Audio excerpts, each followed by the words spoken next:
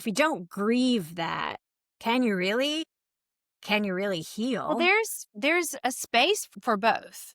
I think we must grieve the things that are disappointing to us, and if we don't walk through that and face those feelings, they're gonna just creep back up later. You have to deal with it. You have to go through that.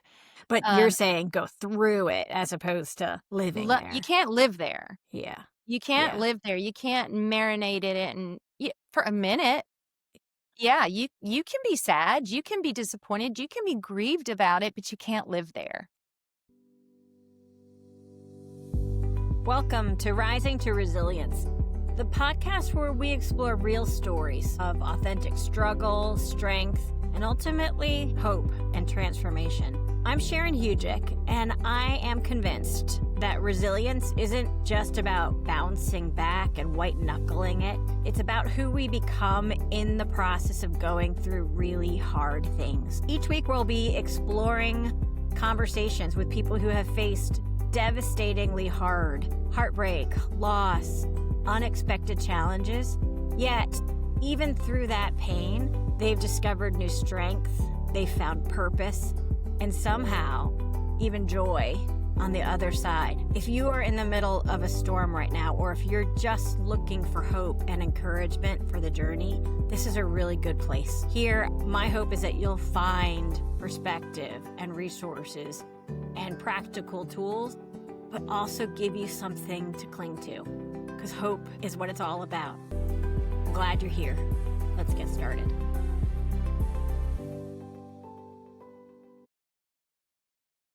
It is a terrific pleasure to be joined today by Vallie Pate, who is joining from Birmingham, Alabama. Vallie is an entrepreneur, wears many hats, from being an artist to a franchise owner, and I think even a school bus driver, which sounds pretty cool. Can you tell us a little bit about all those different plates that you keep spinning and the things that you have that fill up your days?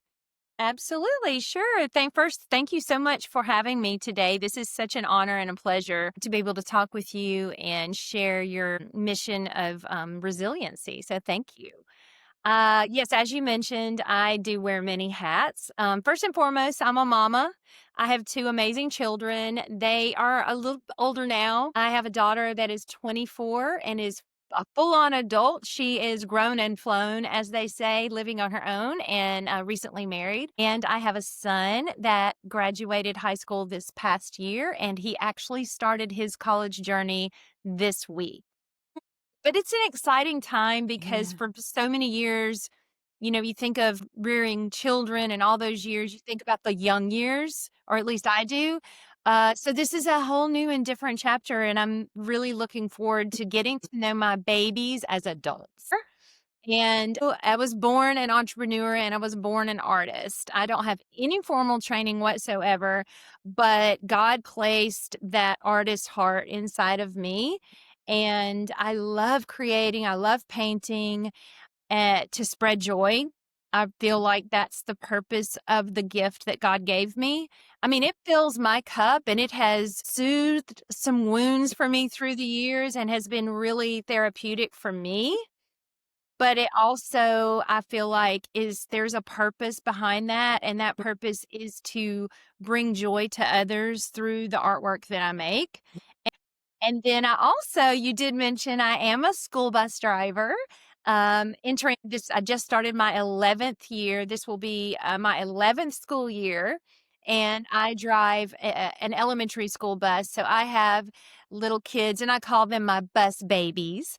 My bus babies are K through fifth grade.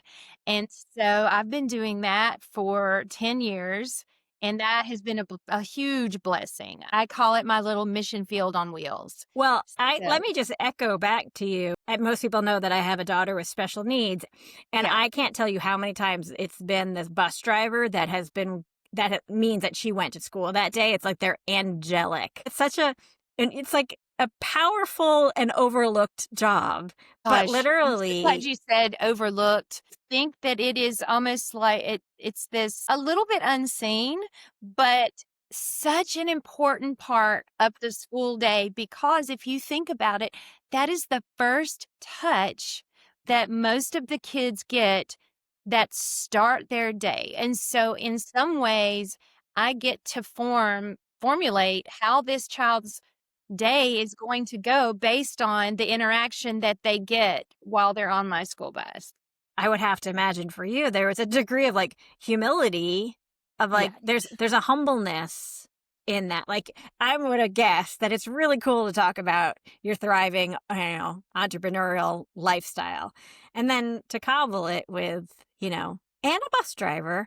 And that's a complexity that it intrigues me because you have a pretty interesting story that forced you to cobble together all of your talents and all of your that's right. skills. And obviously, we're talking about resilience and we're talking about overcoming obstacles and hardship and then, finding happiness and joy and purpose on the other end of that.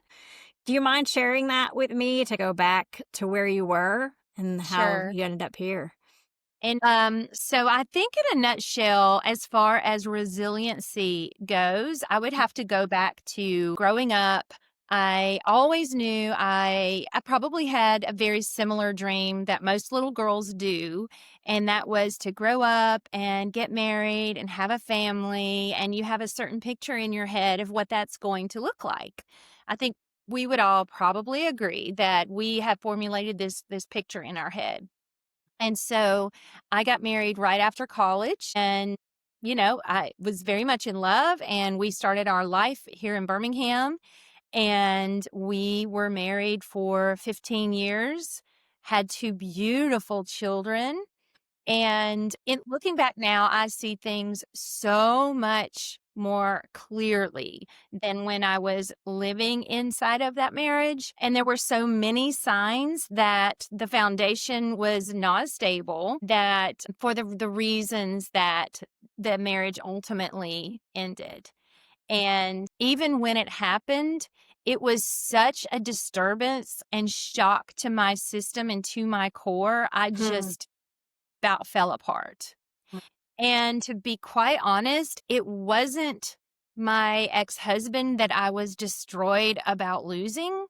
It was the pretty picture that I had in my head about what family was and the life that I had conjured up and dreamed about that I wanted. It was all of the Christmases, the birthday parties, the vacations, the family events that I had dreamed in my heart that I knew would never be the same. And so it was a very, very hard time for me. And you talk about, was there a moment, was there a turning point? And there have been several and there have been many because if we're not always evolving then going the wrong direction. And so there have been many of those moments for me, but early on, not early enough, but early on, I remember I was standing in my kitchen talking on the phone to my sister, my baby sister, who is so much of a shining star for me, and she is so wise. But I was talking on the phone with her like I would often do in those days, lamenting and whining and complaining and just distraught. And the conversation would often go like this: I don't understand why this had to happen. Like I followed all the rules. I looked a certain way. I acted a certain way, all the things. And yet this still happened, and our marriage ultimately fell apart because of infidelity. And that just shook me because I thought, yeah, but I just could not connect the dots. And I would remember standing in my kitchen having one of those conversations, and she called me on the carpet about having a victim mentality. Hmm. And she said something along the lines of, as long as you lament and roll around and marinate in this victimhood and this victim mentality, you're never going to get past this. You're never going to move on. You're never going to grow. And I would like to tell you that in an instant, I If you told me Wasn't that, I wouldn't believe you because I I've know been it that. was not in an instant, but I do point back to that moment, and it stuck with me because she was speaking kind of harshly, but she was also speaking out of love for me because she saw her sister, who she knew there was so much more to me than this thing that had happened. And she was right. If I was going to continue to play a victim and live in victimhood, then my life was going to look a certain way and I was never going to grow and I was never going to get past what had happened in our family. So that's kind of the first turning point. There's something really compelling about that, but also really human. Of course, you were Yeah. grieving. Yeah. If you don't grieve that, can you really? Can you really Well, heal? there's a space for both. I think we must grieve the things that are disappointing to us, Mhm. and if we don't walk through that and face those feelings, they're gonna just creep back up later. You have to deal with it. You have to go through that. Um, Go through it as opposed to living you there. can't live there. Yeah. You can't Yeah. live there. You can't marinate it and for a minute. Yeah, you can be sad, you can be disappointed, you can be grieved about it, but you can't live there. Yeah. And it sounds like you didn't really have too much time to marinate in it because you had small children. Right. So Yeah. my children were my daughter was in grade school still, my son was in preschool. They were very young, and so, no, I didn't have the opportunity, or I didn't have the luxury, I think is a better way to put it, to, wallow around in my sadness. I mean, I did a fair amount of that, but, I mean, I had children to feed, I had children to get to school, and I do remember feeling at one point, they kind of are saving me because if I didn't have to take care of them every day, I may just not get out of bed, you know? You're dog paddling and your nose is just barely above water, but it's above water and just go. Just keep going. So that was probably one of the first turning points I had. And then just trying to create a life for us in the best possible way. I had already been painting on the side during my marriage, and I had done some entrepreneurial things during that time. But when this entered our lives, when this happened. And I have a college degree. I have a public relations degree. I could have very easily gone into the workforce. But there was a deep knowing, deep inside of me that their lives had just blown up and so did mine. And they needed me at home. And so, literally, by the grace of God, I was able to provide for my children through this artwork. And I did start noticing some things that would happen that over time I started to not be surprised about God's provision. Because, so for example, Books a Million came a knocking on my door right at the crossroads of my life falling apart, right when I was becoming a single mama. And so I will keep this very short, but Books a Million is their corporate offices are in Birmingham. And my little boy at the time, my son, the preschool that he went to, the director of that preschool, her husband worked in corporate at Books a Million. And this is also the time in history when online shopping was really taking off and brick and mortar stores were really starting to feel the pain of that. And so they were looking for ways to bring people back inside of their brick and mortar stores. And so there was this like round table discussion at corporate, like, what can we do? What can we do? What if we added like a gift section, like Cracker Barrel or something? And I guess the school director husband was telling her this at home, and he said, maybe we could find someone locally or regionally. And she said, heck, I know someone. Because that was what I always teacher gifts are always hand painted works of art, and she would let me set up a little gift market at the preschool or whatever at Christmas time. But anyway, she told me about it, and I said yes, and that's another part of my resiliency is I'm not afraid to say yes to things, and it did not end up being the cash cow that I had hoped that it would be, but it did give me evidence that I could do I could do something with this gift that God had given me. The timing was not an accident. That it happened was not an accident, and this would happen over and over. Like, there were times, I'm not even kidding, there were times that I was worried about keeping the lights on. There were times that I just made a declaration, "Okay, we are eating what is already in this house until further notice." You know? Often things would happen like a designer, a home decorator would call and say, "I've got this custom project. Would you at all be interested in taking on that? Here's their budget." And then these would just fall in my lap. And over time, I started to not be surprised, you know. That's hard work. That is not easily It wasn't achieved. pretty. It wasn't always, pretty. I mean, we live in a social media era where we get to see the highlight reels of everyone. And my gosh, I put my highlight reels up there too. And so from the outside, it could have looked like this was a walk in the park because of course, I was posting me and the kids going to the farmer's market and me and the kids selling my art or whatever. And I did have a handful of people during those early years, they would reach out privately and say, "How are you doing? Wow, how are you doing this? And you seem so joyful." And or advice like, "I think my marriage is falling apart. What do I do?"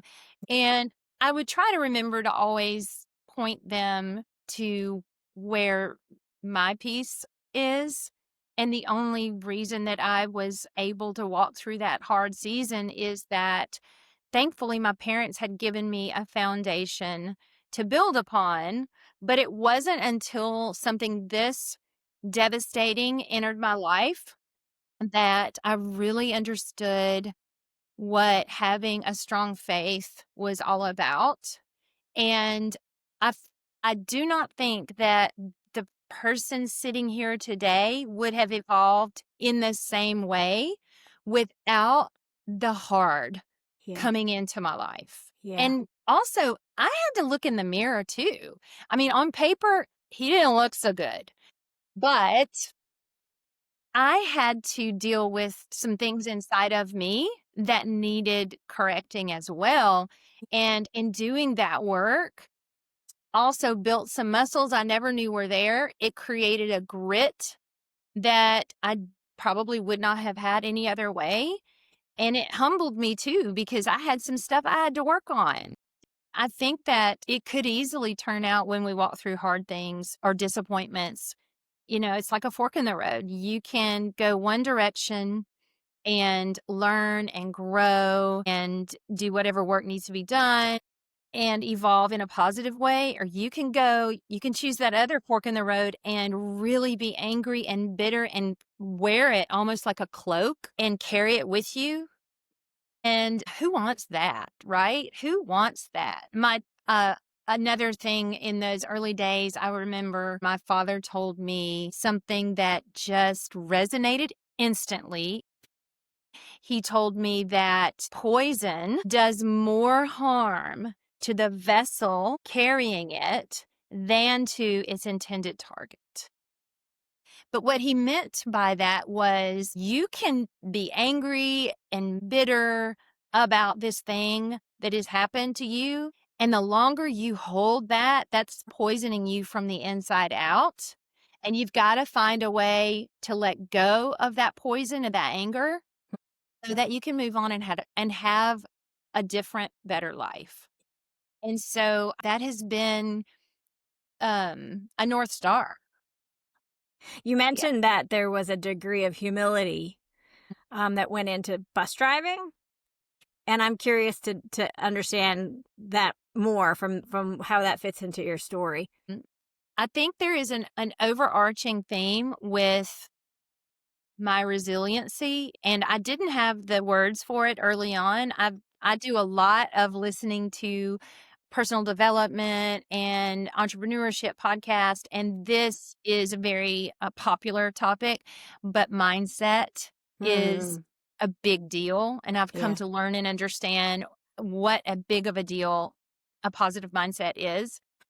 But I remember making the decision to become a school bus driver. I mean, the schools are always in need of drivers, and you will see the ads, they send out emails to the parents, we need more drivers, we need more drivers. And years ago when the healthcare system was changing in this country was the time frame that I chose to be a bus driver. So my children were covered under their father's health care, but I was footing the bill for my own. And when the opportunity came along, I thought, well, this might be a good idea. And the fact that the job would follow their schedule, so when they were off for Christmas or spring break, so was I. And so I didn't have to, find childcare or whatever. And so I secretly studied. I secretly went and got my commercial driver's license, my CDL. Part of that was, like you say, the humility or the like, oh gosh, what will people think or say or whatever? And um I went to it is a pretty long process to go through, as you can imagine. And after all was said and done, I passed my test or whatever. I remember the day that I decided I was going to make a Facebook post because I had been crickets, silent. I didn't tell anyone. None of my friends knew. Wasn't saying anything on Facebook about it until the day I passed my test and I made a post. And this was almost outside of my body, the wisdom that this took.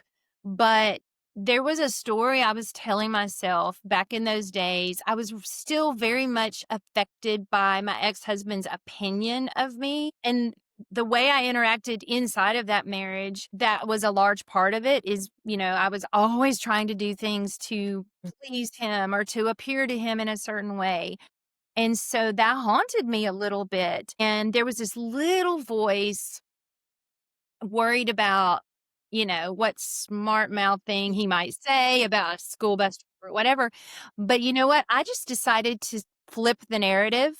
And so I made a post about becoming a school bus driver, and I just started acting as if that was the coolest thing that anyone could ever choose to do. And Wow. I just started walking in that reality as Wow. though it was the coolest choice. It was the neatest thing that anyone could ever do. And I did that kind of for self-protection in the beginning because I was kind of afraid of the story I was telling myself is that he was going to ridicule me for that.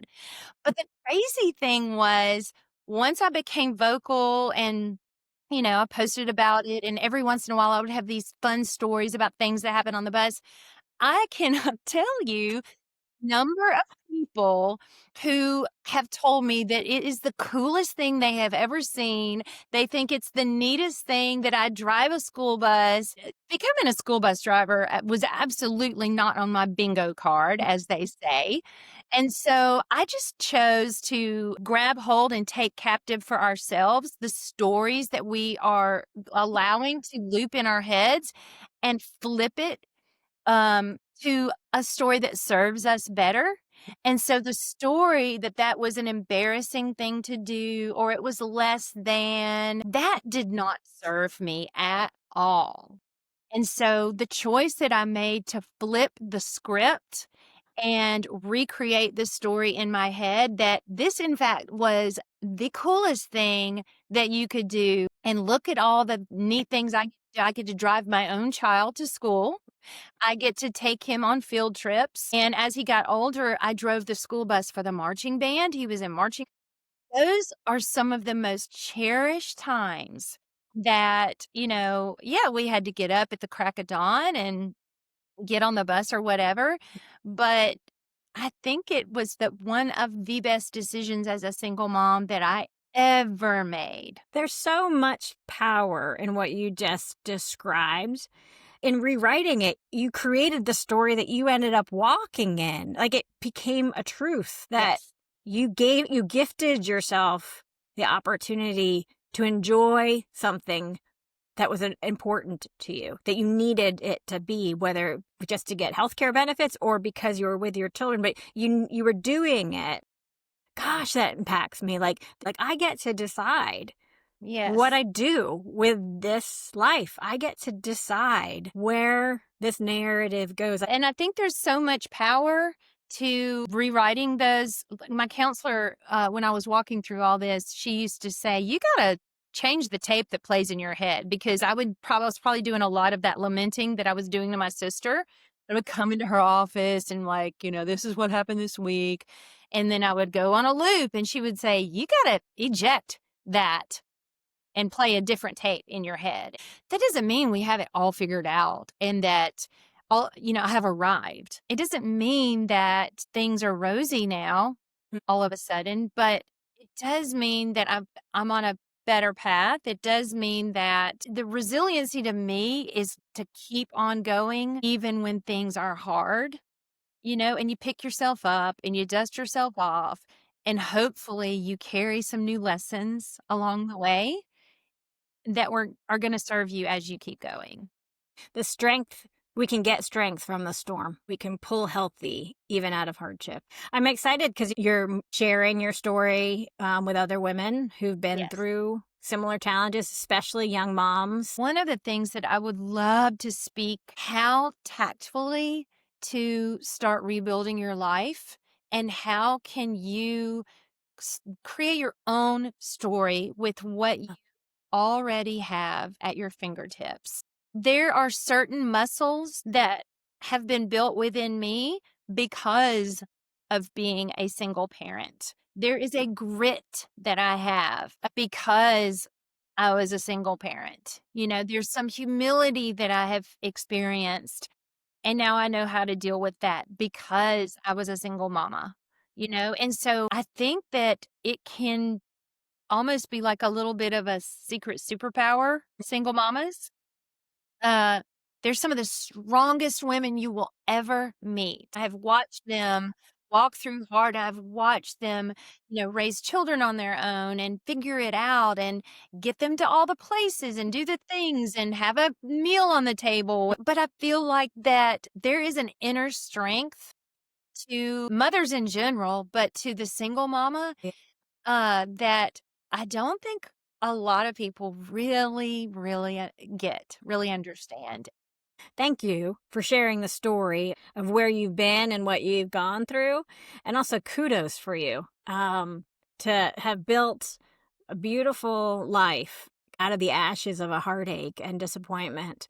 It is a lovely testimony, and I only imagine a great hope for other people who are where you were, to not give up on dreaming, not giving up on what the future could hold. These years were hard, and that there is still good There that the is. future has, There's and that's powerful. so much good for Yeah. you out there. And I have to say, of all the things that I've been blessed enough to get to experience or do or build a business or run a successful franchise, drive the school bus, above all of that, my greatest achievement is rearing two beautiful humans. My kids are great. I've got a 19 and a 24-year-old, and they are two good people, really good humans. And that is the most important thing of all. I think every mom in the world is like, yes, that's the stuff that really matters. It matters. It really matters. That's legacy stuff. That's legacy stuff. Yeah. And then a beautiful legacy. Thank you, Vallie. What a great gift to talk to you today. Appreciate you. Thank you, Sharon, for the opportunity to speak about this particular topic. Resiliency can serve us all so, so well. So thank you for this opportunity. I invite you to subscribe. Feel free to leave a review. And please share this with a friend that you know that is going through hard, so they don't feel so alone, that they could hear stories of other people who have weathered the storms and found strength. It's so lonely, yet they're not alone. And there are other people who've been there. And hearing those stories my genuine desire is that this could give them hope.